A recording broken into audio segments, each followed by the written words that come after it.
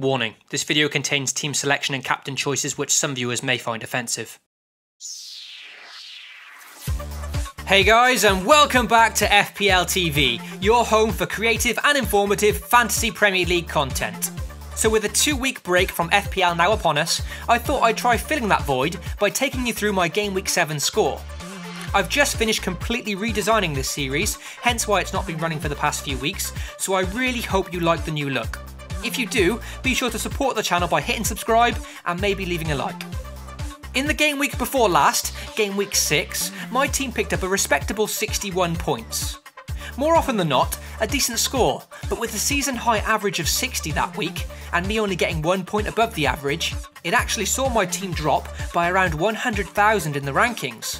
So with Game Week 7 on the horizon, it was important to dust ourselves down, rectify this drop in rank, and put on a performance that the fans could be proud of. So with that said, let's take a look at my team's performance in Game Week 7 and see if we can start moving back up those overall rankings. Ben Foster got the nod in goal this week in his home fixture against Watford, alongside his teammate Hegazi. West Brom had only conceded 1 goal in their first 3 home fixtures, so things looked positive, but Watford battled to a 2-2 draw, taking their away form to an impressive 4 games unbeaten on the road. A disappointing start for my side. West Brom's run of fixtures now start to look appalling on paper, including 4 away trips and home games against Chelsea and Manchester City, so it's likely that I'll be looking to offload both of these players as soon as possible.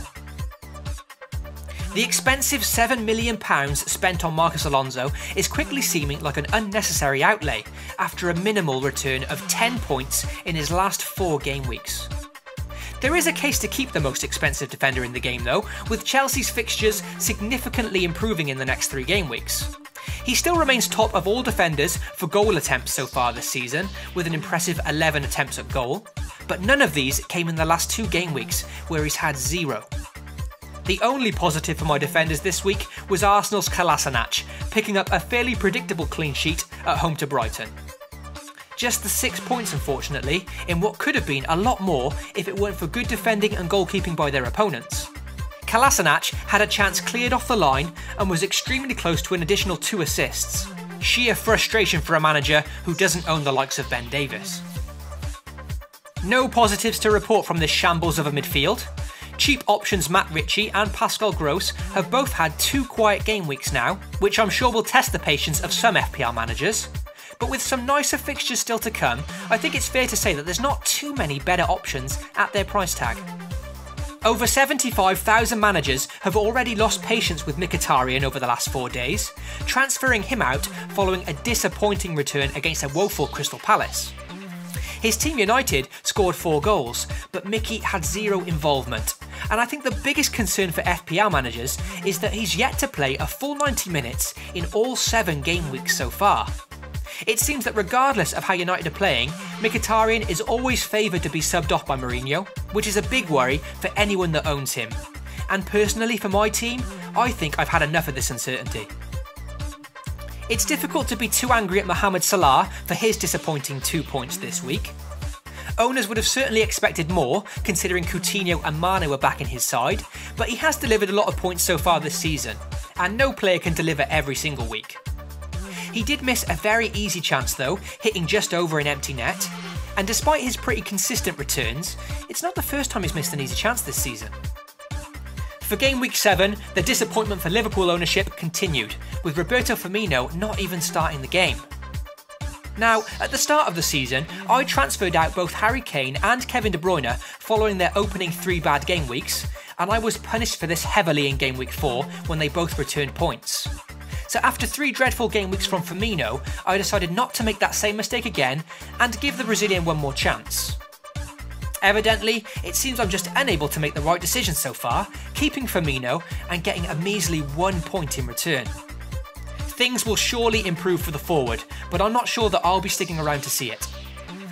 To finalise Game Week 7, thankfully, both premium forwards delivered this week, continuing to justify their hefty price tags.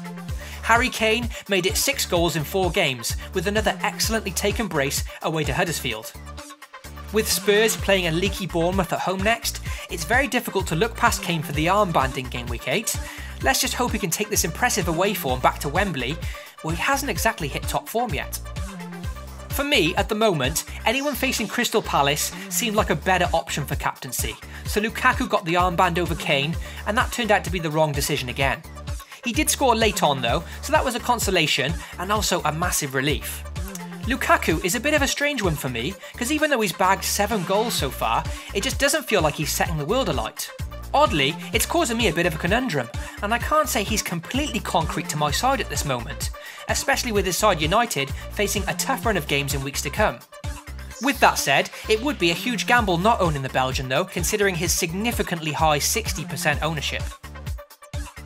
So despite trying to rally my team to a good performance this week, ultimately the team talk was in vain, with my side picking up a massively underwhelming 44 points, and another significant drop in the rankings to 872k. It's by no means a disastrous rank, so no panic stations just yet, especially considering lots of managers will have already used their chips early on, and a considerable amount would have already used their wildcard. It is the first game week this season that I've amassed less than the game week average, so that's one positive to draw from it, but there's no doubt that big changes are required after this abomination of a game week. And with that said, I'll let you guys know now that following this abysmal week, my wildcard is now officially active, and I'll be back next week to take you through my wildcard draft and hopefully put together a winning side for game week 8. You guys also have the Game Week 8 Point Predictor episode to look forward to, so be sure to get subscribed and stay tuned for that as well. As always, I really hope you enjoyed the video today, as well as the new design of the series, and I hope too that you all enjoyed a half-decent Game Week 7. There's nothing worse than a poor game week prior to the international break, with a whole extra week to think about it. Enjoy the short, stress-free break, and remember, FPL responsibly.